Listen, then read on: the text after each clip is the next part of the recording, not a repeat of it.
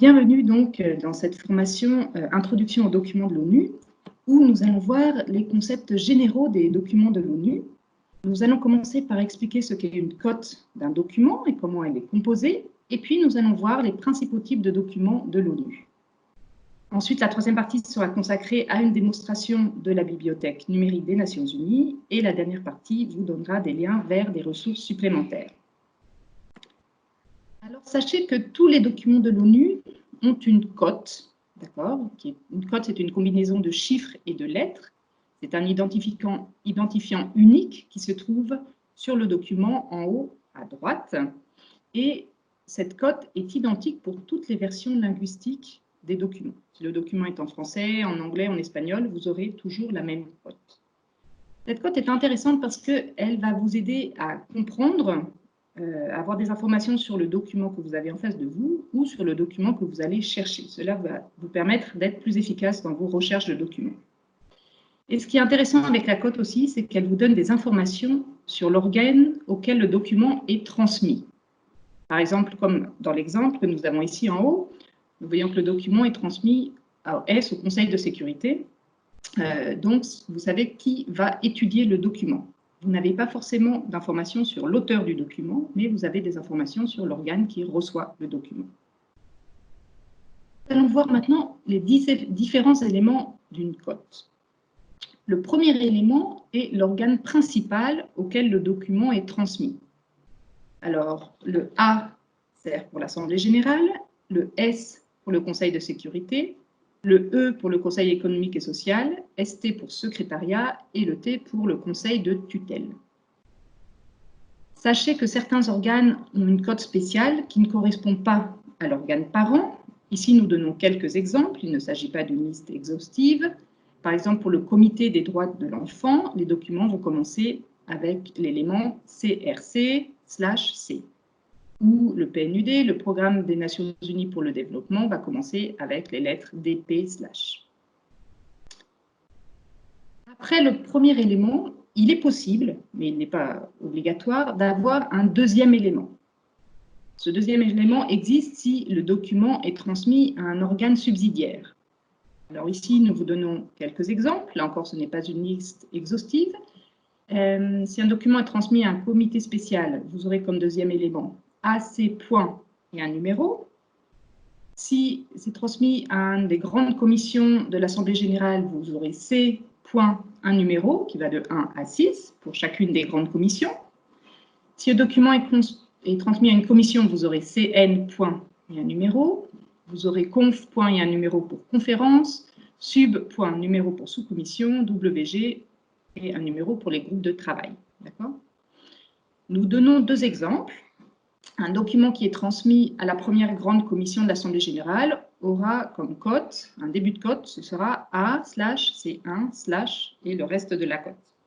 Un document transmis à la commission de la population et du développement du Conseil économique et social aura la cote E/CN9/ et le reste de la cote. Nous passons maintenant à l'élément qui indique le temps, que ce soit la session ou l'année. L'Assemblée générale fonctionne en session, donc depuis 1976, nous avons l'indication du numéro de la session dans la cote. Ici, on vous donne quelques exemples. ARS 71 284 ou A71 PV 79. Quant au Conseil de sécurité, lui, il fonctionne par année et non par session. Et donc, vous trouverez la mention de l'année dans les cotes, entre parenthèses, par exemple pour la résolution, ou dans les documents du Conseil de sécurité. Vous pouvez ensuite trouver un élément spécial qui vous donne des informations sur la nature du document. Ça, c'est intéressant. C'est différent des autres éléments que nous venons de voir, qui parlent seulement des organes ou du temps. Ici, vous pouvez trouver, par exemple, dans une cote, le L, point et un numéro, et ça vous indiquera qu'il s'agit d'un projet de document, souvent un projet de résolution. Vous pouvez trouver aussi l'élément RES, qui est connu pour les résolutions, ou PRST pour les déclarations du président, que ce soit pour le Conseil de sécurité ou le Conseil des droits de l'homme. Ensuite, vous avez deux éléments que nous allons voir un peu plus tard, qui sont le PV et le SR, qui sont des éléments pour les comptes rendus de réunion. Le premier cas est pour les procès-verbaux de séance et le deuxième pour les comptes rendus analytiques de séance. En bas, nous vous donnons un exemple. Quand vous voyez une cote complète comme celle qui est là, le AC160PV1, vous savez que devant vous, vous allez avoir le procès-verbal de la première séance, parce que le 1 à la fin indique le numéro de la réunion, le numéro de la séance. Donc, vous allez avoir le procès-verbal de la première séance, de la première grande commission, lors de la 60e session de l'Assemblée générale. Donc, vous voyez que la cote vous donne déjà beaucoup d'informations sur le document. Et puis, un élément très important qui peut exister et qui s'applique quand des modifications ont été appliquées au document. Là, c'est très important de savoir qu'il est possible que le document soit modifié. Et si vous ne connaissez pas ces modifications, vous pouvez avoir face à vous un document qui n'est pas forcément le document en vigueur car il a été modifié. Alors, sachez qu'il peut y avoir des amendements qui auront dans la cote amende, point et un numéro, non, le premier amendement, deuxième amendement. Cet amendement s'applique à des documents qui sont modifiés et qui sont validés par une autorité compétente. Et ça s'applique par exemple dans le cas du règlement du personnel. Ensuite, il peut y avoir des révisions. Alors, une révision va remplacer l'ensemble d'un texte précédemment publié. Nous vous donnons ici l'exemple du règlement intérieur de l'Assemblée générale. Aujourd'hui, nous sommes à la 18e révision. Donc, si vous consultez le document A520 Rev 18, vous ne serez pas face à la dernière révision du document de l'Assemblée générale, vu que vous devez avoir la révision 18 pour avoir le document en vigueur. Il peut aussi exister des corrigendums qui seraient indiqués avec corps, point et un numéro, qui peut être applicable ou non à toutes les versions linguistiques, car souvent le corrigendum corrige souvent une erreur de frappe ou une erreur dans une langue en particulier. Vous pouvez avoir plusieurs corrigendums. Ici, nous vous donnons un exemple d'un document donc, qui est A71403, qui est la base du document et qui va être complété par un deuxième document qui va être le A71403 corrige 1, où on vous mettra juste les phrases ou le paragraphe où l'erreur s'était glissée. Enfin, il y a un dernier cas de modification de documents qui sont les addendums, qui sont des ajouts. Et là, vous avez deux cas d'ajouts. Dans le premier exemple, qui est l'ordre du jour de la 72e session, vous avez donc l'ordre du jour en soi, qui est le A72251. Et puis, on rajoute des points à l'ordre du jour. Donc, on publie un nouveau document qui va être le A72251 add 1. Et vous pouvez avoir plusieurs addendums. Donc, ça rajoute de l'information au document initial. Mais vous pouvez avoir un deuxième cas de figure, qui peut être par exemple le rapport financier des Nations Unies, qui est le document A725, et vous pouvez avoir des annexes à ce rapport financier pour chaque organe, des Nations Unies. Et donc ici, vous aurez par exemple le A725 add 1, qui sera le rapport financier pour le PNUD, qui est un document autonome en soi, qui est une annexe au document principal. Voilà, nous avons donc fini cette introduction sur les cotes. Ça vous permet un petit peu de vous situer dans les documents. Et maintenant, nous allons voir quelques types de documents de l'ONU, les principaux, nous n'allons pas tous les voir, mais pour permettre de comprendre ce que vous allez trouver dans chaque type de document. Nous allons voir les résolutions et les décisions, les comptes rendus des séances, les rapports et les lettres. Nous allons donc commencer par les résolutions.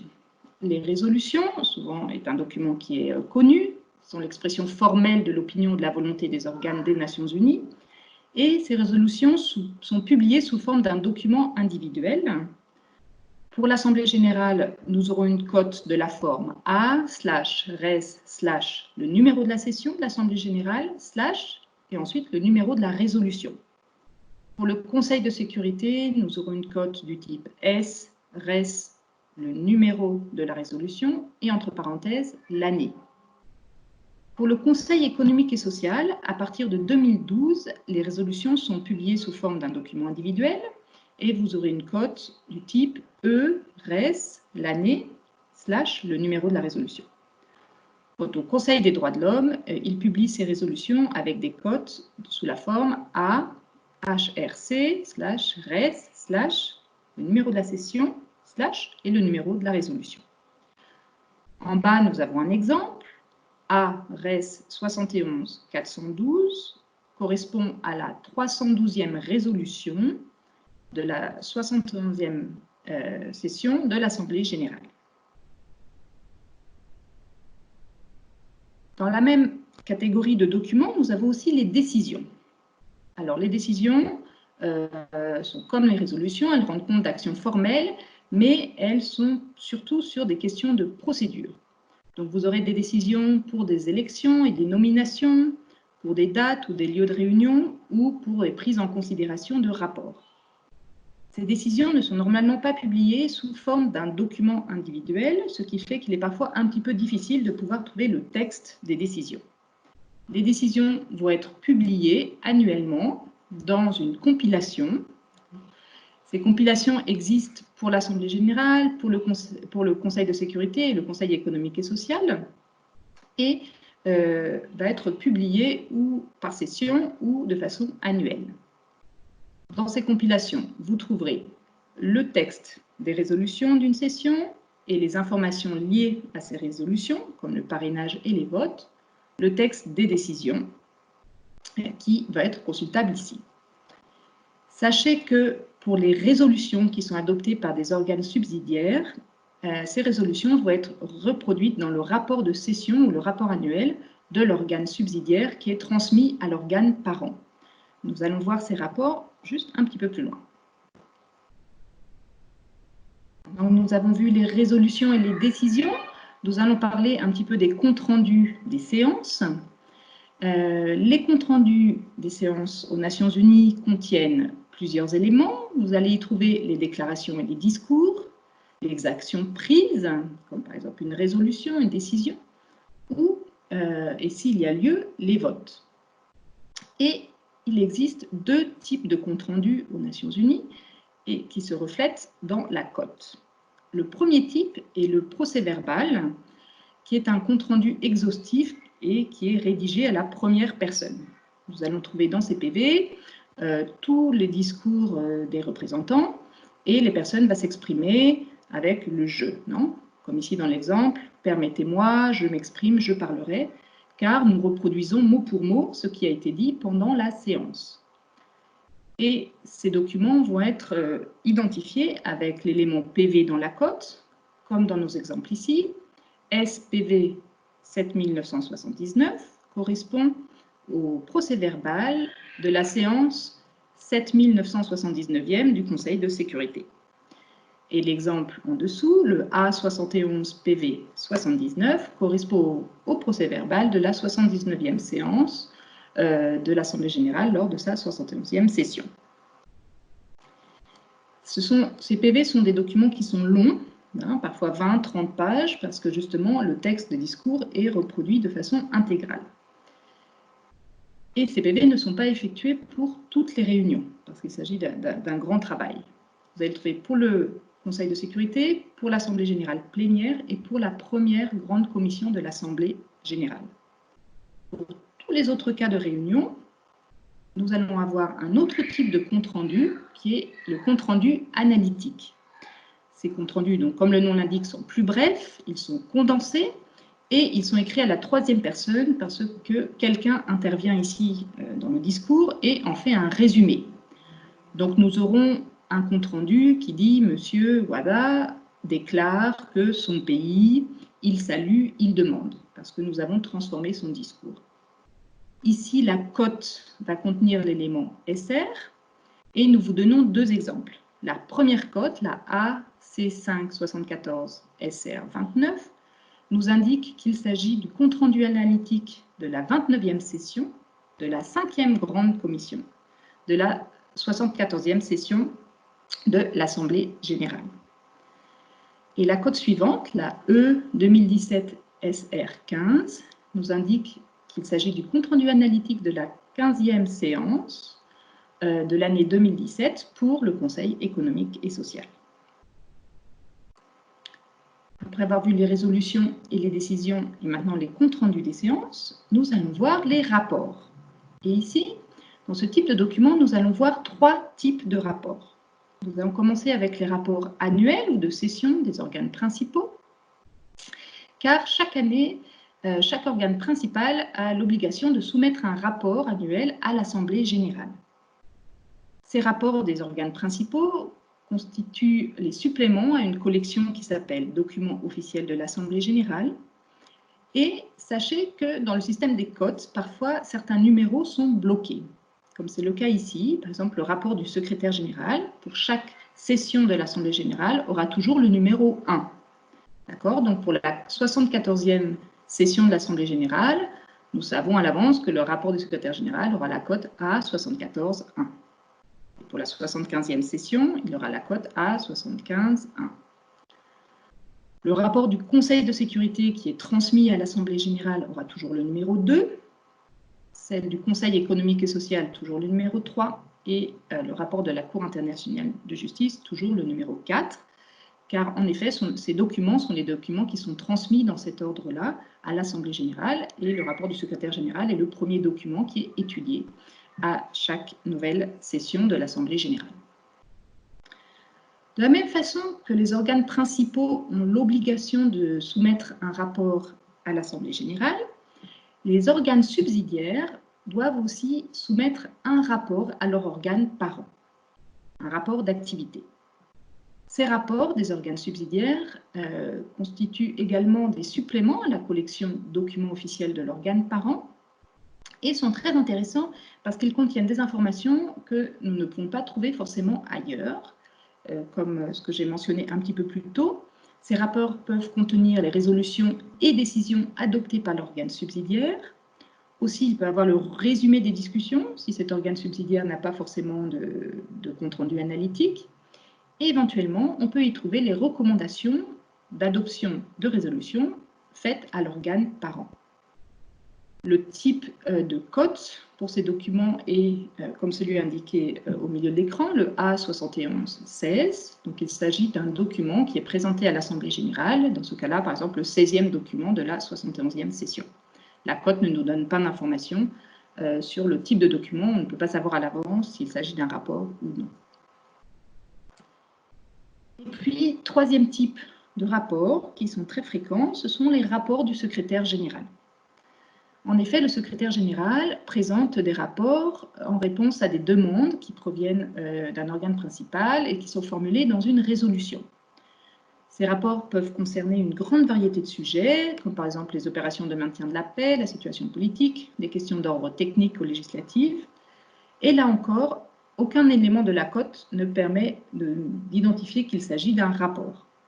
Ici, nous donnons un exemple, le A71-353, et un rapport du secrétaire général sur les résultats du sommet mondial sur l'action humanitaire. Il s'agit du 353e document de la 71e session de l'Assemblée générale. Voyons maintenant le dernier type de document que nous voulions présenter, qui sont les lettres. Les lettres est un moyen de communication formelle très utilisé aux Nations Unies et elles peuvent émaner ou d'un État membre ou du secrétaire général ou d'un des présidents des organes principaux ou subsidiaires. Et elles peuvent être adressées ou au secrétaire général ou à l'un des présidents des organes principaux ou subsidiaires.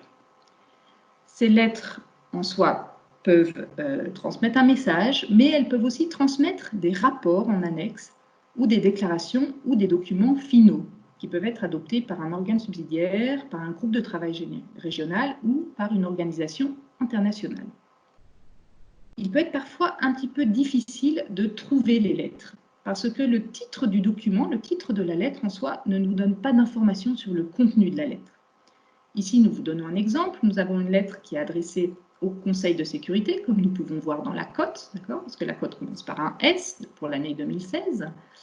Mais le titre de la lettre est lettre datée du 24 août 2016, qui est adressée par le Conseil de sécurité, par le secrétaire général. Donc nous savons qui envoie la lettre, qui la reçoit, mais nous ne savons pas ce que contient la lettre. Ici, il est important de lire le paragraphe pour savoir que cette lettre transmet un rapport. Et il nous indique quel rapport. Donc, ici, c'est là où il est important de savoir utiliser des moteurs de recherche pour pouvoir trouver les documents de votre intérêt. Il existe plusieurs plateformes de recherche aux Nations Unies. Aujourd'hui, nous allons présenter la bibliothèque numérique de l'ONU, car il s'agit de l'outil qui est développé par la bibliothèque d'Aga Marshall à New York. Et avant de faire la démonstration de cette bibliothèque numérique, je vais juste vous donner quelques informations et quelques astuces pour vous repérer dans le monde des documents de l'ONU. Première astuce, si vous possédez la cote exacte du document, sachez que vous pouvez consulter le document en ligne en indiquant dans votre navigateur undocs.org, sans les 3 W, / et ensuite vous indiquez la cote, non, comme dans l'exemple ici, A/res/67/1. Et si vous cliquez Enter, vous allez avoir tout de suite accès au document. Il va s'ouvrir par défaut en anglais, mais ensuite vous avez la possibilité de changer la langue du document. Alors, ce système est extrêmement efficace et intéressant. Seul petit bémol, il vous faut connaître la cote exacte. D'accord? Et s'il existe des révisions, des amendements, enfin une modification qui a été apportée à ce document, vous n'aurez pas l'information. Et c'est là où il est important de savoir utiliser les moteurs de recherche. Quels sont les documents que vous pouvez trouver en ligne aujourd'hui en utilisant ces moteurs de recherche? Alors, sachez que depuis 1993, tous les documents sont disponibles en ligne car ils sont nés sous un format numérique et qu'avant 1993, nous avons numérisé des documents par série. Donc, vous pouvez trouver l'intégralité des résolutions des organes principaux, tous les documents du Conseil de sécurité, tous les comptes rendus des séances plénières de l'Assemblée générale et aussi tous les suppléments de la collection documents officiels de l'Assemblée générale que nous avons nommés un petit peu plus tôt. Et puis, nous scannons aussi des documents au cas par cas. Nous numérisons les documents qu'on nous demande. Nous le numérisons dans la langue qui nous a été demandée. C'est pour cela que dans certains cas, vous allez trouver un document accessible en ligne uniquement en français, par exemple. Mais ce ne signifie pas que nous n'avons pas le document physiquement avec nous, mais simplement, il n'a pas été encore scanné dans les autres langues. La bibliothèque numérique de l'ONU est un outil intéressant parce qu'il vous donne accès à un ensemble d'informations. Vous allez voir, nous avons accès aux documents de l'ONU, mais nous avons aussi accès à certaines publications de l'ONU. Et aussi, vous avez accès à 2 bases de données qui sont les résultats de vote et les discours. Et puis, vous pouvez y voir une sélection de cartes géographiques et aussi des documents sur l'histoire orale de l'ONU. Pour vous connecter à la bibliothèque numérique, l'URL est digitallibrary.un.org. Et si vous voulez l'interface en français, vous pouvez mettre /fr. Un point important pour les francophones, l'interface de la bibliothèque numérique est en français, mais sachez que la description des documents dans la bibliothèque numérique, ce qu'ils appellent les métadonnées, sont en anglais. Ce qui signifie que si vous voulez effectuer une recherche, ce qui s'appelle les recherches simples, il faut que vous l'effectuez avec des termes en anglais. C'est pour cela que nous vous indiquons un site internet qui peut être extrêmement utile, qui est UNterm, qui est le site utilisé par les traducteurs des Nations Unies et qui va vous donner toute la terminologie des termes en français, anglais et les autres langues officielles des Nations Unies. Nous en profitons pour vous signaler une page internet qui est intéressante. C'est un glossaire de suggestions pour éviter les anglicismes, du français à l'anglais. Ce glossaire est publié sur une page internet des Nations Unies, mais il ne s'agit pas d'un outil officiel de l'ONU. Alors, voici la fameuse interface de la bibliothèque numérique. Et vous pouvez voir qu'il y a 3 niveaux de recherche. Vous pouvez effectuer une recherche simple, comme tous les moteurs de recherche sur Internet. Vous mettez les termes de votre intérêt, que ce soit un mot-clé, une cote ou bien un nom propre, et vous lancez la recherche. Vous pouvez aussi effectuer une recherche par collection et enfin une recherche avancée. Donc ce que nous allons faire maintenant, c'est que je vais vous faire une petite démonstration en direct de la bibliothèque numérique. Et à la fin, vous aurez tout le temps de poser vos questions. Voici donc l'interface et vous retrouvez les 3 niveaux de recherche. nous allons effectuer des recherches pour chaque niveau de recherche. Pardon. Nous allons commencer par la recherche simple. Ici, disons que nous voulons trouver les résolutions sur le multilinguisme. Donc, je vais taper multilinguisme en anglais, multilingualism, et lancer la recherche ou en cliquant sur le bouton recherche ou en faisant Enter. Et ici, nous allons voir apparaître les résultats de la recherche. Voilà. Et nous allons détailler un petit peu cette vue. Alors, nous voyons en haut le nombre de résultats qui étaient trouvés, dans ce cas 460. Et puis, nous voyons ici la liste des résultats. Nous avons le titre du document. En dessous, nous avons la cote, la date du document. Et nous avons une indication sur le type de document, indiqué en anglais. Ici, il s'agit d'un projet de résolution. Et puis, sur le côté droit, si vous voyez cette mention de Multiple Files, cela signifie que le document va être accessible en PDF.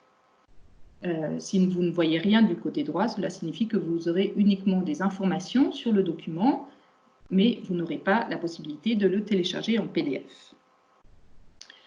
Vous avez la possibilité de filtrer vos résultats de recherche en utilisant ce qui s'appelle les facettes, que nous allons trouver du côté gauche ici de mon écran. Vous voyez les types de ressources, organes de l'ONU et dates. Un petit point technique important, ici je vois les facettes du côté gauche à cause de la configuration de mon navigateur. Sachez que si votre navigateur a un zoom différent de 100%, comme je vais essayer ici, vous n'allez plus trouver les facettes du côté gauche, mais vous allez les trouver sous le bouton Options, comme ici. Pour la démonstration, je vais retourner à mon zoom à 100% pour pouvoir continuer avec les facettes du côté gauche. Les facettes donc sont très utiles parce qu'elles vont vous permettre d'affiner votre recherche par type de document, ce sont les types de ressources.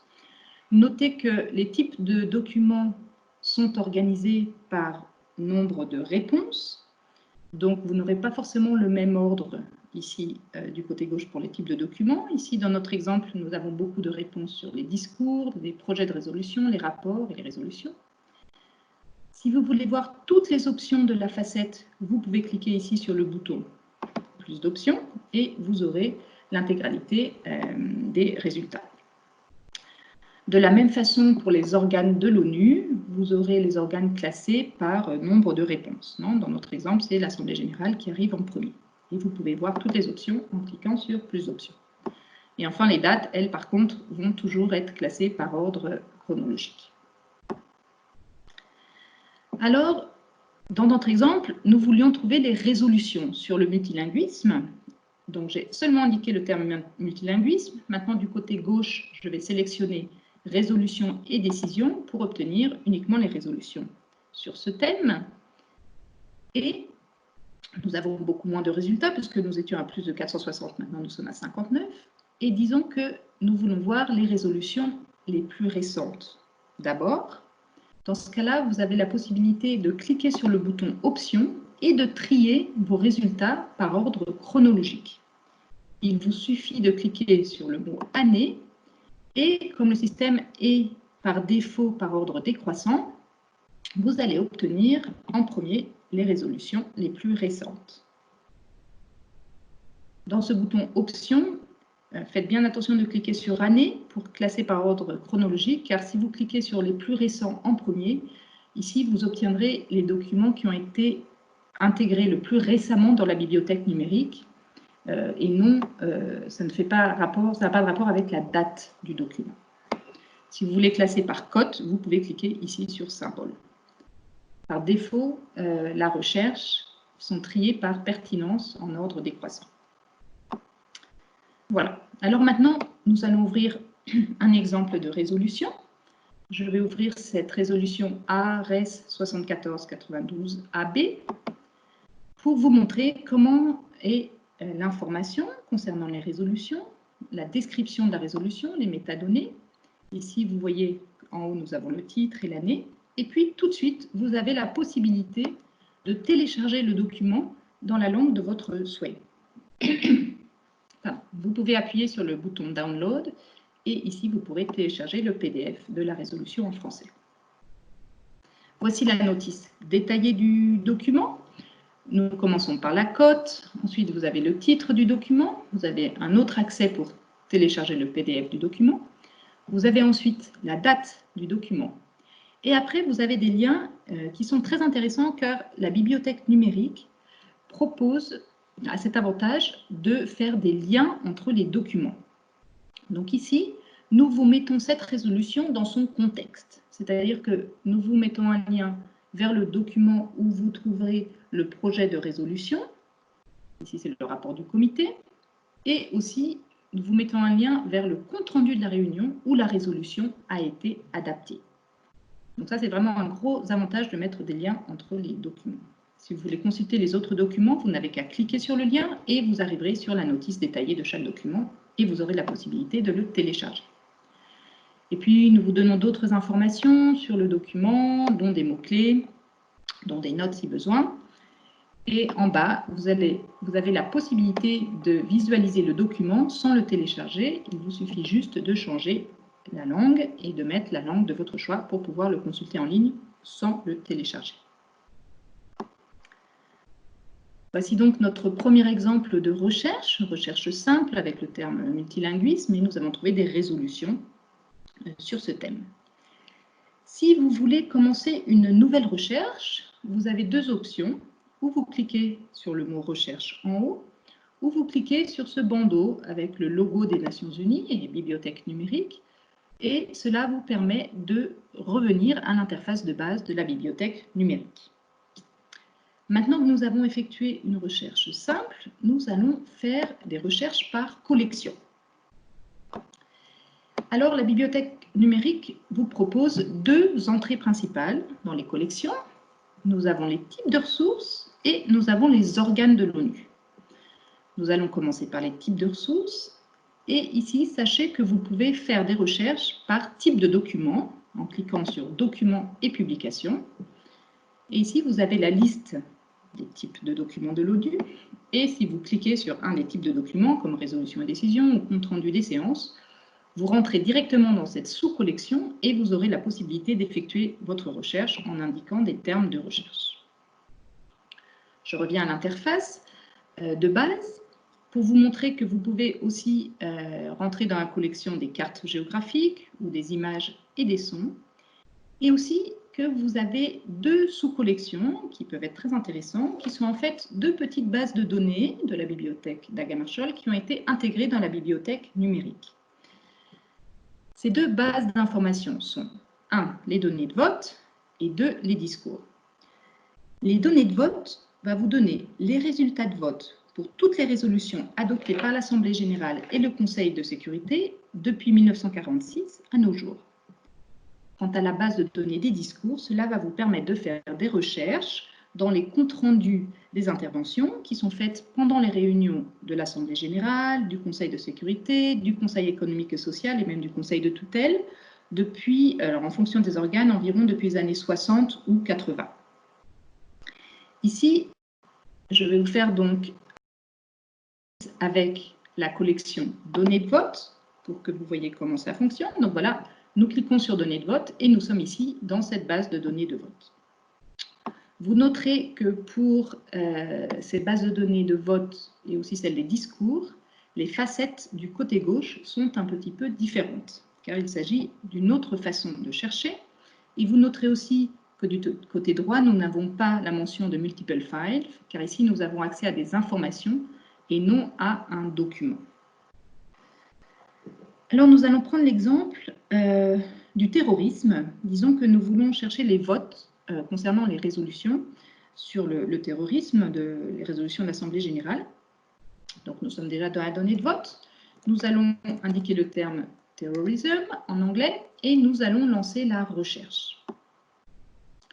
Nous voulons les résultats de vote des résolutions adoptées par l'Assemblée générale. Donc, du côté gauche, dans mes facettes, je sélectionne « Assemblée générale ». Et nous sommes intéressés par les résolutions qui ont été adoptées par vote. Donc, du côté gauche, je vais sélectionner « Vote ».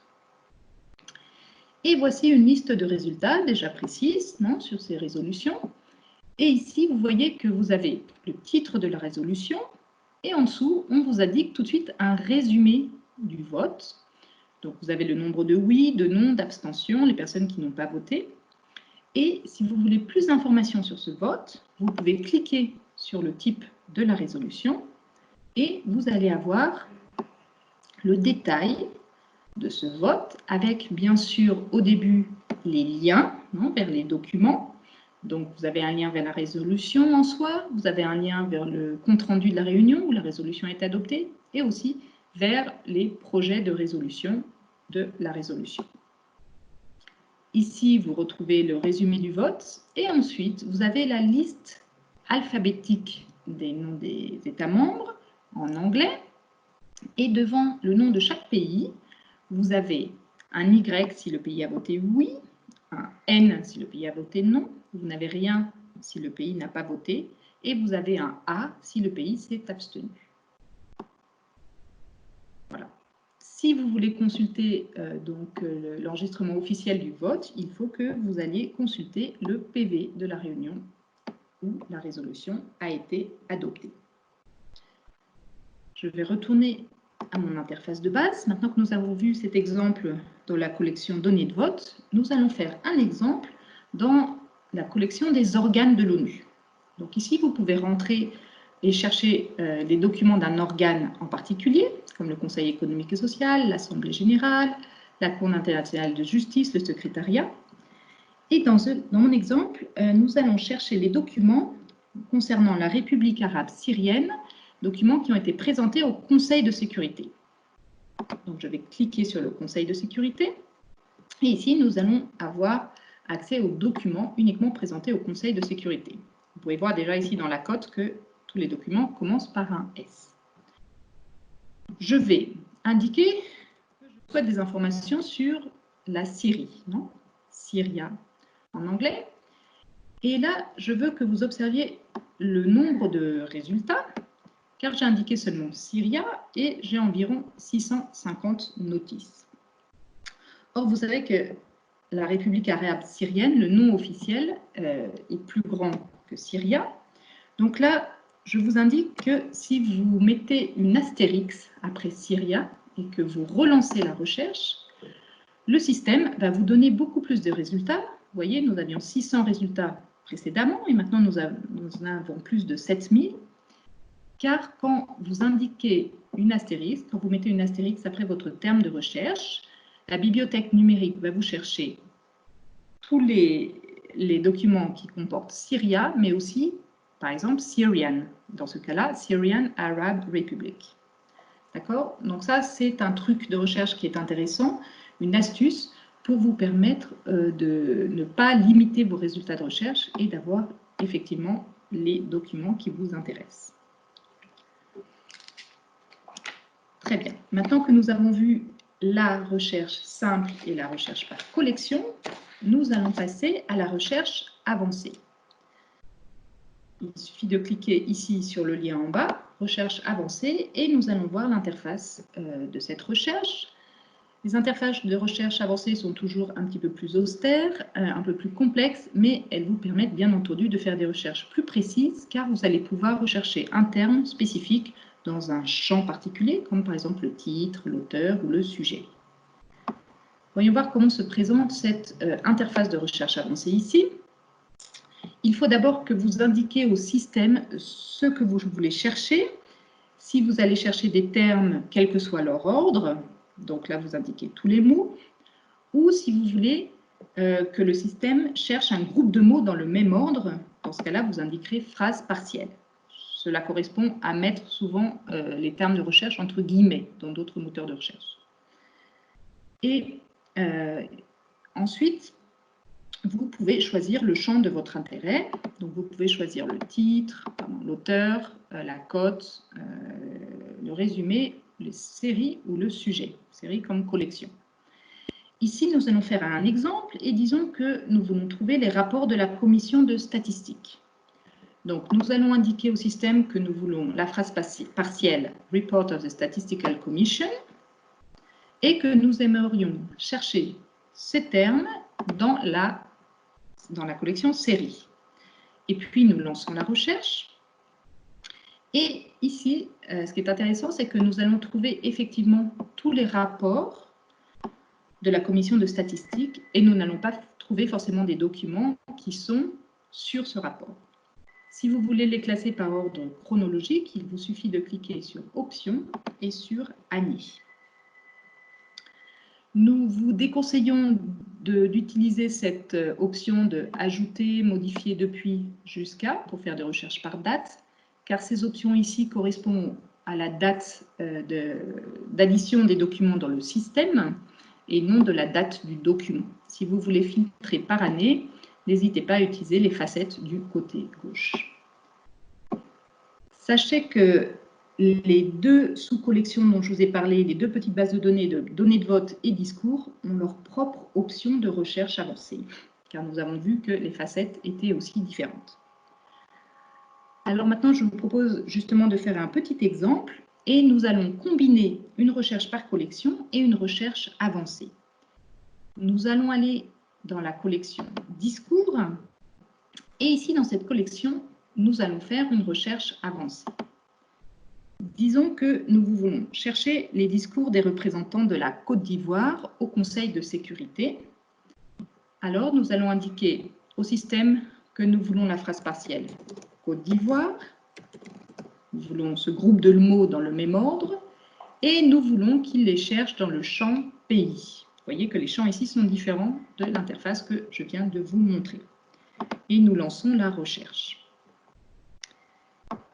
Ici, nous voyons les facettes de cette recherche et nous avons la possibilité de sélectionner le pays Côte d'Ivoire pour avoir les résultats de recherche de notre intérêt.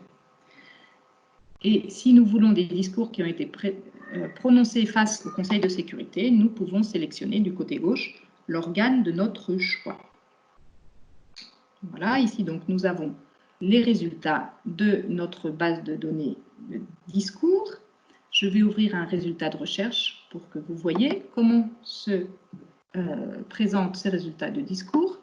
Vous allez voir qu'il s'agit d'une description très brève des discours, où nous allons trouver le nom de l'orateur, le pays, les points à l'ordre du jour sur lequel l'orateur a parlé. Nous allons trouver la date du discours et, très important, nous allons avoir un lien vers le compte-rendu de la réunion où le discours a été prononcé. Et si vous voulez consulter le texte du discours, il faut cliquer sur ce lien et vous allez aller sur la description du procès verbal. Et là, vous avez la possibilité de télécharger le document et dans le document, vous devez chercher où est le discours de l'orateur de votre intérêt. Voilà, donc là, nous avons bien détaillé ce que sont la recherche simple, la recherche par collection et la recherche avancée. Je vais vous faire une dernière recherche pour vous montrer qu'il est aussi possible de faire des recherches en texte intégral dans la bibliothèque numérique. Et ici, surtout au niveau du français, c'est intéressant car vous allez pouvoir indiquer des termes en français. Par exemple, disons que nous voulons chercher des documents sur les personnes atteintes d'albinisme. Je vais indiquer albinisme en français et je vais lancer la recherche. Évidemment, le système ne va rien trouver comme résultat, puisqu'il ne s'agit pas de la façon de l'écrire en anglais. Dans ce cas-là, vous avez la possibilité, ici du côté gauche, de commencer la recherche plein texte en cliquant sur On. Et là, le système va chercher dans le texte des PDF en français et va nous donner des résultats. Et nous allons voir les documents, les PDF des documents où le terme albinisme est utilisé. Alors ici, cette recherche est très intéressante pour des recherches en français, pour aussi un nom, peut-être un nom propre particulier, un concept spécifique, mais évidemment, c'est une recherche qui est moins précise que des termes par mots-clés et qui seraient dans ce cas-là les termes en anglais. Voilà, j'arrête ici la présentation de la bibliothèque numérique. Je retourne à mon PowerPoint, juste pour finir de présenter la bibliothèque numérique et pour récapituler tout ce que nous venons de voir.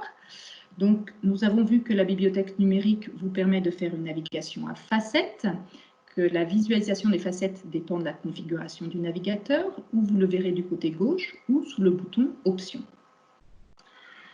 Vous pouvez trier les résultats de recherche en utilisant le bouton « Options ». Par défaut, les résultats sont triés par pertinence et par ordre décroissant. Si vous voulez voir les résultats les plus récents en haut, n'hésitez pas à trier par année. Ensuite, il est possible de faire des recherches par collection. Il y a 2 entrées principales, les types de ressources et les organes de l'ONU. Et ici, vous pouvez effectuer des recherches directement dans une collection. Enfin, la recherche avancée permet d'effectuer des recherches dans des champs particuliers, comme le champ auteur, titre ou le sujet. Vous pouvez utiliser phrase partielle pour chercher un groupe de mots dans le même ordre. Enfin, vous avez la possibilité de chercher le texte intégral des documents et cela vous permet de faire des recherches en français. N'oubliez pas que vous devez générer une recherche et ensuite activer la recherche plein texte avec le bouton qui est sur le côté gauche. Voilà. Nous résumons ici des astuces de recherche. Vous pouvez utiliser les guillemets dans la recherche simple pour permettre de rechercher un groupe de mots dans le même ordre. Vous pouvez bien sûr utiliser les opérateurs booléens, AND, OR, ou vous pouvez faire usage de l'astérisque, comme nous avons vu avec l'exemple de la Syrie, qui vous permet de ne pas oublier les caractères qui viennent après le mot que vous avez indiqué. Il y a une rubrique d'aide qui est disponible sur la bibliothèque numérique. Elle existe pour le moment seulement en anglais, mais elle peut vous donner des informations intéressantes sur les différents types de recherche et en particulier sur une recherche experte qui est disponible. Et puis, sachez que vous avez la possibilité de créer un compte pour la bibliothèque numérique. Ce n'est pas du tout indispensable pour pouvoir l'utiliser, mais ça peut vous intéresser si vous voulez créer des alertes ou conserver vos recherches. Enfin, pour finir, voici une liste de ressources supplémentaires qui peuvent vous intéresser. Il existe un autre système de recherche pour les documents de l'ONU qui est le système de diffusion électronique des documents, CAD en français ou ODS en anglais. Nous vous mettons un lien aussi vers les guides de recherche de la bibliothèque d'Aga Marshall qui vous donne des informations sur les documents de l'ONU, comment les rechercher, par organe. Et puis, nous avons aussi publié différents tableaux pour faciliter vos recherches d'informations. Il y en a un qui sont les tableaux des résolutions de l'Assemblée générale depuis le début des Nations unies. Il y a un autre tableau qui est le tableau des réunions du Conseil de sécurité, avec les résolutions qui ont été adoptées par réunion. Et puis, nous avons aussi un tableau des vétos du Conseil de sécurité depuis le début de l'Organisation des Nations unies.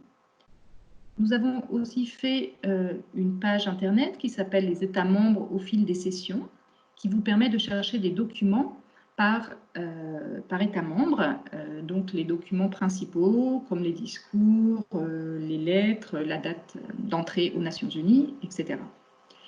Nous avons un système de questions-réponses qui s'appelle Demander à DAG, qui comporte un nombre important de questions en français, même si vous avez plus de choix en anglais. N'hésitez pas à le consulter, par exemple, vous allez trouver beaucoup d'informations sur qu'est-ce que la différence entre une résolution, une décision, comment chercher un compte-rendu, etc. Et puis, nous vous donnons 3 autres sites Internet qui sont intéressants, qui sont les communiqués de presse, le journal des Nations Unies et l'annuaire des Nations Unies, qui existent en anglais. Merci beaucoup pour votre attention. N'hésitez pas à nous contacter. Nous sommes disponibles à l'email indiqué ici, par téléphone. Vous pouvez aussi chatter avec nous sur le site Internet ou voir notre système Demander à DAG.